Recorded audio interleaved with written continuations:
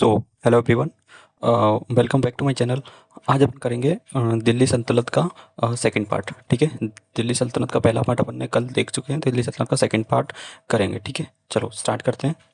तो इसमें अपन करेंगे तुगलक वंश। जैसे अपन ने दिल्ली सल्तनत में कौन सी डायनेस्टी अपन देख चुके हैं, गुलाम वंश देख चुके हैं और खिलजी वंश देख चुके हैं। ठीक है, खिलजी वंश। अब उसके बाद आता है तुगलक वंश।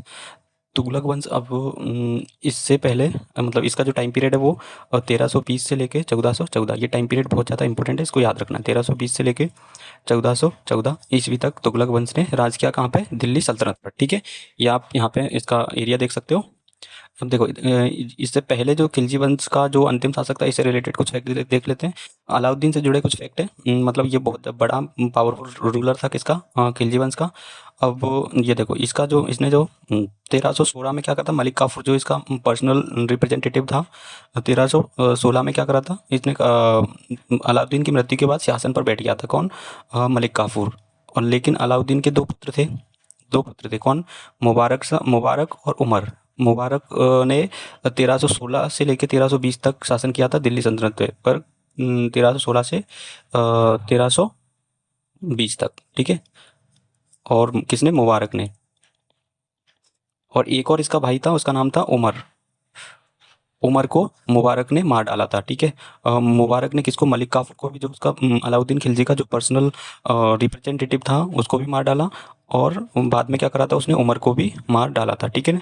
और फिर 1320 में क्या करा था? खुसरो खान, जो खिलजी वंश का अंतिम शासक था, खुसरो खान। खुसरो खान ने मुबारक को मारकर सिंहासन पर बैठा था। कौन? खुसरो खान। तो खिलजी वंश का अंतिम शासक कौन था? खुसरो खान। उसके बाद खुसरो खान को मारने के बाद 1320 में जो बैठा था कौन? खुसरो खान। उसके उसको अपन गयासुद्दीन तुगलक के नाम से जानते हैं, जिसने क्या करा था? तुगलक वंश की स्थापना करी थी। ठीक है, इसका गयासुद्दीन तुगलक, इसका जो टाइम पीरियड है वो 1320 से लेके 1325 तक है। ठीक है, इसको याद रखना है।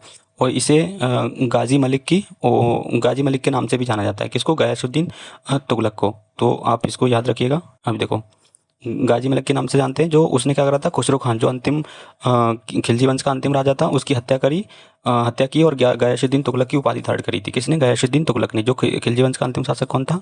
खुसरो खान। इसकी हत्या करने के बाद उसने गयासुद्दीन तुगलक की उपाधि धारण कर ली थी। ठीक है, अब इसके द्वारा जो निर्माण करवाया गया था, क्या था? उसने तुगलकाबाद नगर, जो दिल्ली का तीसरा नगर शहर है, तीसरा नगर है, और तुगलकाबाद किले का निर्माण करवाया था। किसने? गयासुद्दीन तुगलक ने। और इसकी जो मृत्यु हुई थी, इसकी मृत्यु एक दुर्घटना में हुई थी। उसके पुत्र जो जौना खां था, जौना जिसे अपन उलूग खां की उपाधि थी, ये ने उत्तराधिकारी बनकर मोहम्मद बिन तुगलक की उपाधि धारण करी थी। मोहम्मद बिन तुगलक की उपाधि धारण करी।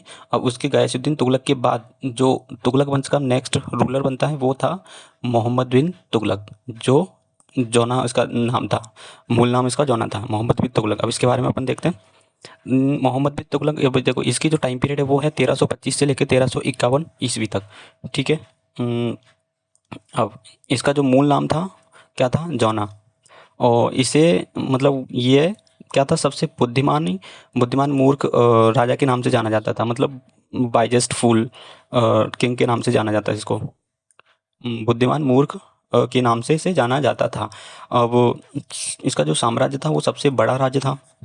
और इसने जो धार्मिक यात्रा करी थी वो मोहिजुद्दीन चिश्ती, जो अजमेर में है, की दरगाह पर जाने वाला पहला सुल्तान था ये। ठीक है, मोहिजुद्दीन चिश्ती जो अजमेर में है, दरगाह पर जाने वाला पहला सुल्तान कौन था? एमबीटी। इसको अपन शॉर्ट में एमबीटी के नाम से भी याद कर सकते हैं, नॉर्मली याद करने के लिए, क्योंकि ज़्यादा थोड़ा बड़ा नाम है। तो एमबीटी यदि बोलें, इट मीन्स कौन सा राजा होगा? मोहम्मद बिन तुगलक। ओके, अब इसके द्वारा जो नियुक्तियाँ, जो अपॉइंटमेंट की गई थी, तो वो कौन सी थी? उसने विभिन्न पृष्ठभूमियों के लोगों को उच्च पदों पर बैठाया गया था। इसलिए इसको मतलब मूर्ख व्यक्ति बोलते थे, मतलब बुद्धिमान मूर्ख राजा बोलते थे, क्योंकि इसने क्या करा था? कुछ छोटे छोटे पद के लोगों को उच्च पदों पर नियुक्त कर दिया था। और भी कई ऐसे काम करे थे जिसमें क्या रहा था ये? मतलब फेल रहा था। ये मतलब प्लानिंग बहुत करता था, बट इसकी जो एग्जीक्यूट करने का तरीका था वो थोड़ा रॉन्ग हो जाता था। फिर इसकी वजह से जो इसके जो भी काम रहे थे या पॉलिसीज़ वगैरह वो थोड़ी फेल कर जाती थी। ठीक है, तो इसको अपन आगे देखेंगे। अब इसने सबसे पहले मूर्खता का काम तो यही करा कि इसने उच्च पदों पर बैठा दिया था छोटे छोटे लोगों को। जैसे अजीज़ खुमार ये शराब बनाने का काम करता था, इसको भी एक उच्च पद पर बैठा दिया था। और फिरोज हज्जाज ये नाई था। और मक्का तवक्काक ये रसोइया था, जो मतलब खाना बनाने का काम करता था। और ये लाधा और पीरा ये माली था। अब इसको इन सबको यदि आप बड़े एडमिनिस्ट्रेशन के मतलब ऑफिसर के उस पे बैठाओगे तो फिर या ये अच्छे से नहीं संभाल पाएंगे। क्यों? क्योंकि इनके पास एक्सपीरियंस नहीं है। तो इसने ऐसे ही उनको बैठा दिया था, तो अच्छे से इनका जो वो था ना शासन सही से चल नहीं पाया था। ठीक है, तो ये अब इसके बारे में अपन नेक्स्ट अपन आगे देखते हैं। इसकी जो प्रमुख प्रयोग और घटनाएं थी उसके बारे में देखते हैं। ये पहला जो प्रयोग था उसने दोआब में कराधान जो 1326 में करा था। और इसने क्या करा था, राजधानी को स्थानांतरण मतलब जो कैपिटल को एक जगह से दूसरी जगह शिफ्ट किया था। कहाँ से? दिल्ली से दौलताबाद में शिफ्ट करा था इसने। कब? 1327 में दौलताबाद में देवगिरी में। ठीक है, लेकिन फिर भी ये फिर से ये भी असफल हो गई थी। ये सारे असफल काम है इसके, मतलब जितने भी इसने काम करे, जितने भी प्रयोग करे, वो सारे असफल रहे। क्यों? मतलब ये सोच रहा था कि यदि अपन दौलताबाद चले जाएंगे तो वहाँ से एडमिनिस्ट्रेशन को अपन अच्छे से चला पाएंगे, बट वहाँ पे जाते से ही पता चला कुछ काम अच्छे से नहीं हो पा रहा है। तो वो भी क्या मतलब फेल हो गई थी। सारे लोगों को यहाँ से लेकर गया था कहाँ पे? दौलताबाद। और फिर वापस भी आना पड़ा इनको। और नेक्स्ट काम करा था इसने टोकन मुद्रा जो 1329 में मूल्य उच्च मूल्य की कांच मुद्रा की शुरुआत करी थी इसने। उच्च मूल्य की कांच मुद्रा की शुरुआत करी थी। अब ये भी फेल हो चुका था इसका काम। टोकन मुद्रा मतलब इसने चालू करी थी 1329 में। ये क्यों? और लोगों ने क्या करा, कांच से मतलब कांच से उनके घर पे उपस्थित रहता था, तो लोगों ने घर पे ही टोकन या फिर मुद्रा बनाना स्टार्ट कर दिया था। तो बहुत ज़्यादा महंगाई बढ़ गई थी। क्यों घर पे बना रहे थे मतलब लोकल नोट्स? तो ये भी मतलब कोलैब कर गई इसकी जो पॉलिसी थी मतलब प्रयोग था फेल हो गया था। ठीक है, और नेक्स्ट था खुरासान अभियान जो 1329 में आया था। प्रस्तावित लेकर क्रियान्वित नहीं हुआ, मतलब एग्जीक्यूट नहीं करवाया था इसने। प्रस्तावित था बट ये एग्जीक्यूट नहीं हुआ था। कराचिल अभियान 1330 में हुआ था। अब इससे रिलेटेड अपन कुछ सुधार देखते हैं। इसने सुधार कौन से करे वो ये देखो। सौंदर्य ऋण मतलब सोने के बदले नकद दिया जाएगा इसको। और तकावी ऋण दिया जाएगा। और नेक्स्ट है दीवाने कोही। ये बहुत इंपॉर्टेंट फैक्ट है, इसको याद रखना ही है। दीवाने कोही कृषि विभाग की स्थापना किसने करी थी? एमबीटी मतलब मोहम्मद बिन तुगलक ने। ओके, इसको याद रखिएगा। और वास्तुकला इसके आर्किटेक्ट कौन से क्या? जहाँपनाह शहर जो दिल्ली का चौथा शहर है। और बेगमपुरी मस्जिद का निर्माण करवाया था इसने। ठीक है, और दिल्ली में निजामुद्दीन औलिया मकबरा बनवाया था इसने। ठीक है, निजामुद्दीन औलिया मकबरा इसी ने बनवाया था। किसने? एमबीटी ने। इसको याद रखिएगा। अब इससे रिलेटेड साहित्यिक स्रोत हैं इब्न बतूता का जो मोरक्को को यात्रा जिसने रहला लिखी है। ये इंपॉर्टेंट फैक्ट है, ये पूछ लेता कि रहला किसके द्वारा लिखी गई थी? इब्न बतूता के द्वारा, जो मोरक्को का क्या था? यात्री था। और ये भी पूछ लेता कि ये किसके शासनकाल में आया हुआ था? तो एमबीटी के शासनकाल में आया हुआ था। ओके, और गियासुद्दीन बर्नी जो उसने क्या करा था? शासनकाल का लेखक जिसने तारीख ए फिरोजशाही और फतवा ए जहांगीरी लिखी है। ठीक है, और डाक प्रणाली इब्न बतूता के द्वारा वर्णित की थी। अब देखो इसमें कुछ बर्ड्स हैं जैसे उलूग। उलूग क्या? घुड़सवार डाक था जो स्टेशन 4 मील दूरी पर बनाए गए थे। मतलब स्टेशन को 4 मील की दूरी पर बनाए गए थे घुड़सवार के द्वारा घुड़सवार डाक। और नेक्स्ट है दावा जो पैदल डाक था। प्रति मील तीन स्टेशन थे प्रति मील पर। और घंटी पैदल धावक अपने आगमन की सूचना के लिए घंटी लेकर चलते थे। ओके, ये कुछ इसके द्वारा मतलब साहित्यिक स्रोतों में इसके द्वारा पता चलता है कि क्या क्या थे। उलूग और दावा और घंटी ये सब क्या थे। ओके, अब नेक्स्ट अपन आगे बढ़ते हैं। ये देखो, अब नेक्स्ट रूलर कौन आया तुगलक वंश का? फिरोज शाह तुगलक जो 1351 से लेके 1388 तक शासन किया इसने। ओके, अब देखो इसने क्या करा था? सैन्य नीति लेके आया था ये जिसने सैनिक को नगद वेतन नहीं दिया। मतलब नगद वेतन जो चलाया गया था वो नगद वेतन नहीं दिया, बल्कि गांव में भूमि राजस्व पर आवंटन के आधार पर वेतन दिया जाता था। और जिसे अपन बजहिया कहा जाता था। और इसे एकता प्रणाली की वंशानुगत बना दिया था इसने। मतलब जो एकता प्रणाली चलाई गई थी, एकता सिस्टम, उसको वंशानुगत बना दिया था इसने। उलेमा क्या है? धार्मिक अधिकारी कहते थे इसको, उलेमा को। ओके।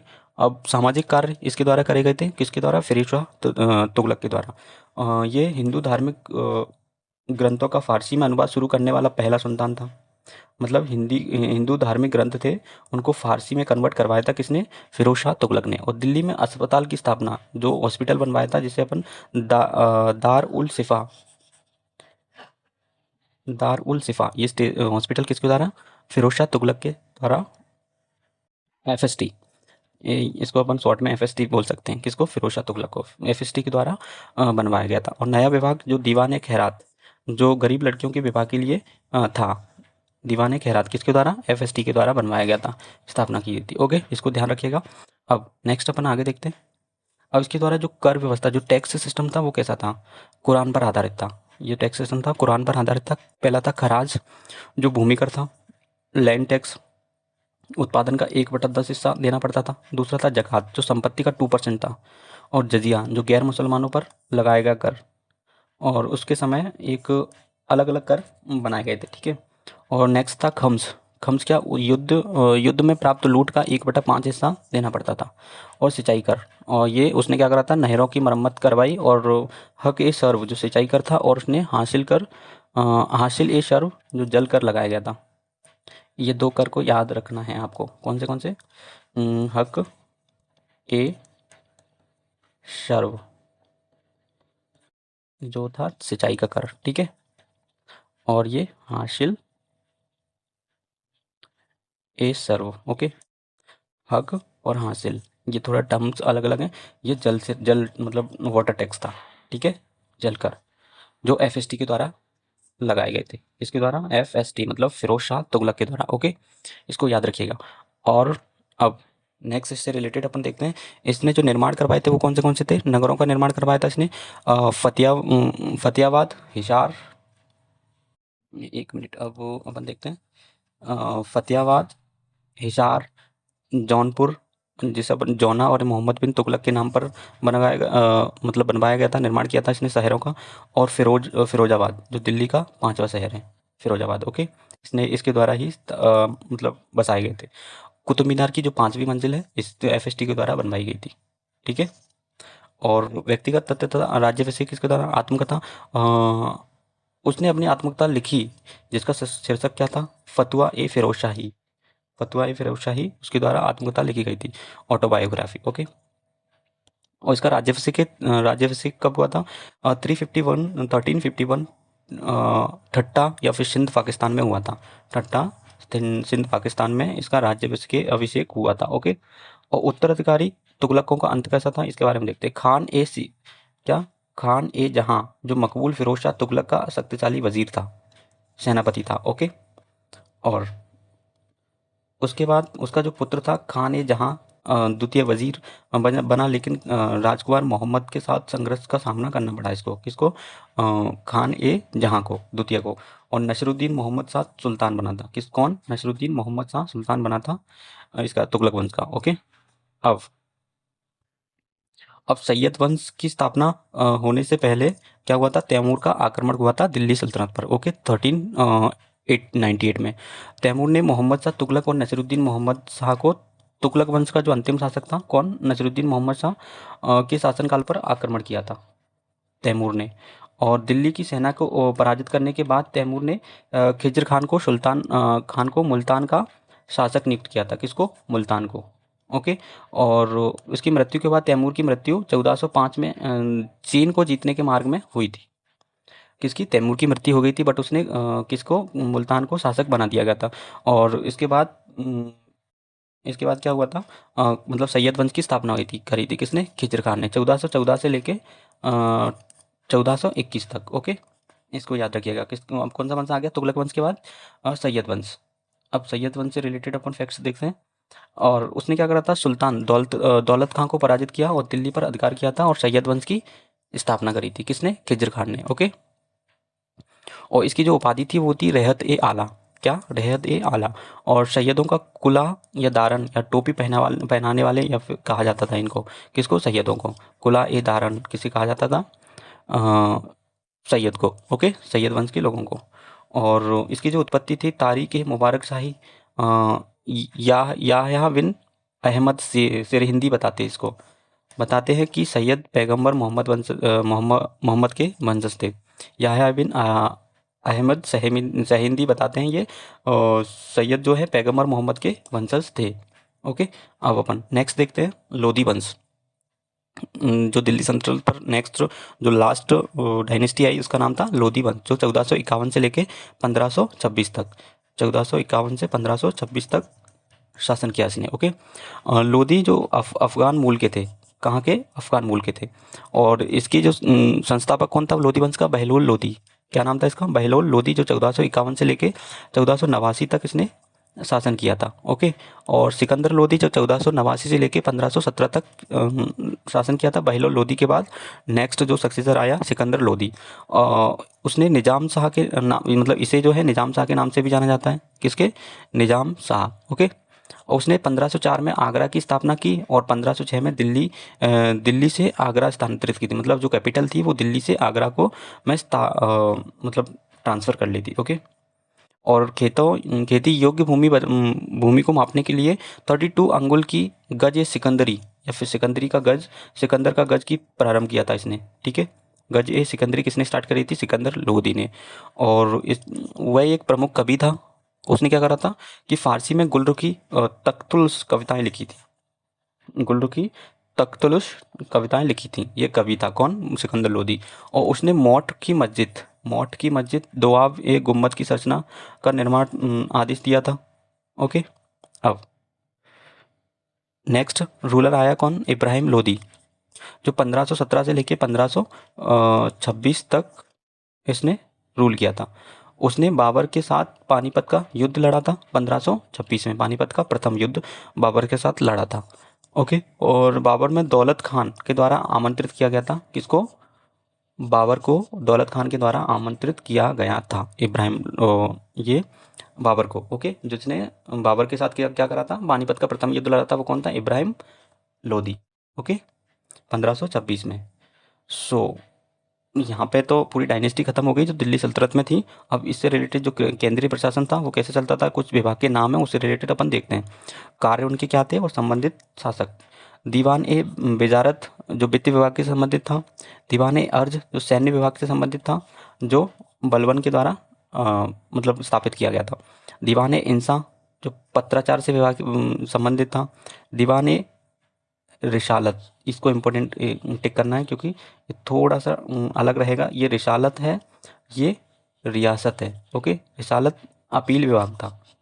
ठीक है, दीवान ए मुस्तखराज जो बकाया विभाग था, जो अलाउद्दीन खिलजी के द्वारा इंट्रोड्यूस किया गया था। दीवान ए और रियासत जो वाणिज्यिक विभाग था, ये अलाउद्दीन खिलजी के द्वारा इंट्रोड्यूस किया गया था। दीवान ए कोही, ये तो अपन ने अभी देखा। दीवान ए कोही कृषि विभाग था जो एमबीटी के द्वारा लाया गया था। दीवान ए बंदरगाह दास विभाग जो फिरोज शाह तुगलक के द्वारा। दीवान ए खैरात दान विभाग फिरोज शाह तुगलक। और दीवान ए इस्तिकहाक जो पेंशन विभाग था वो फिरोज शाह तुगलक के द्वारा लाया गया था। ओके, तो यहाँ पे कंप्लीट होता है अपना दिल्ली सल्तनत का सेकंड पार्ट। तो दिल्ली सल्तनत यहाँ पे अपनी कंप्लीट हुई। इसके बाद आते हैं मुग़ल। मुग़ल के बारे में अपन नेक्स्ट लेक्चर में पढ़ेंगे। सो आई होप आपको ये वीडियो पसंद आया होगा। तो यदि वीडियो अच्छा लगा तो वीडियो को लाइक एंड कमेंट करके ज़रूर बताइएगा कि आपको कैसा लगा। एंड और भी अपन क्या इसमें ऐड कर सकते तो ये भी बताइएगा। एंड वीडियो को शेयर कीजिए और चैनल को सब्सक्राइब कर लीजिएगा। और नेक्स्ट वीडियो में अपन करेंगे मुग़ल के बारे में। So thank you very much. मिलते हैं नेक्स्ट वीडियो में नेक्स्ट टॉपिक के साथ। Okay, so thank you very much.